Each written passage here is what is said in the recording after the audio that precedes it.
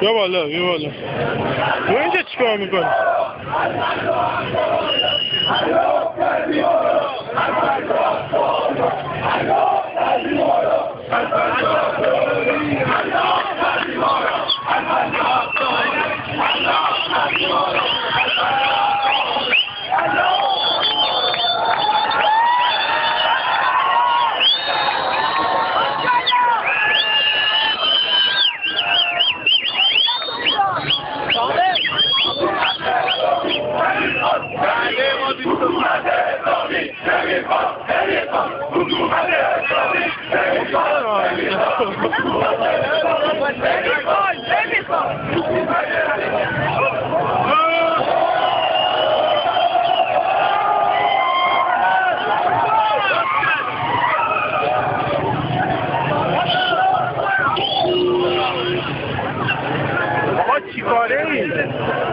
من میخوام برم قبض بگیرم. قبض چی؟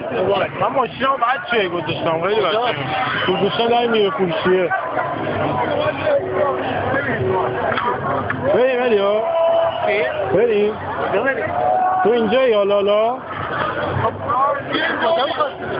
من که دارم میرم خونه خونه این بره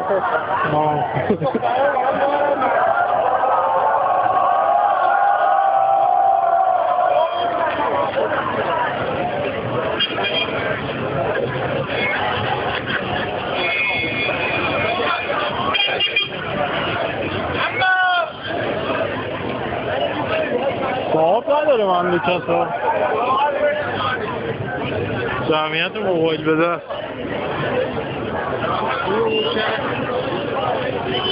آقا بریم از طبقه بالا مکسیم بگیریم خیلی دیگه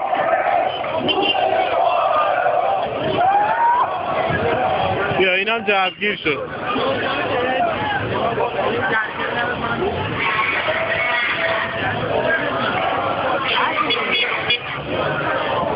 انقلاب شد اینم جوگیر شد حالا یه طرفه داریم اینا چه گویی میخوایی بخوری چند نفر میخوایی بکنی تو ماشین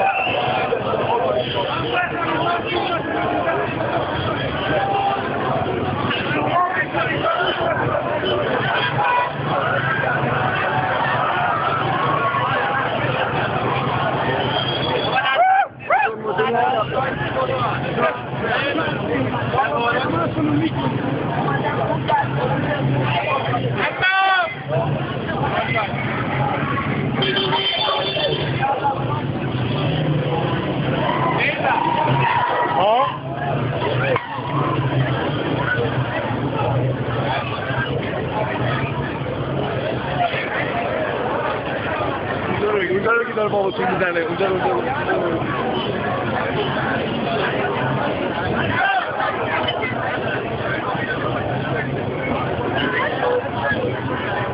امشب میشه سر فلوس کجا رفت؟ یوتیوب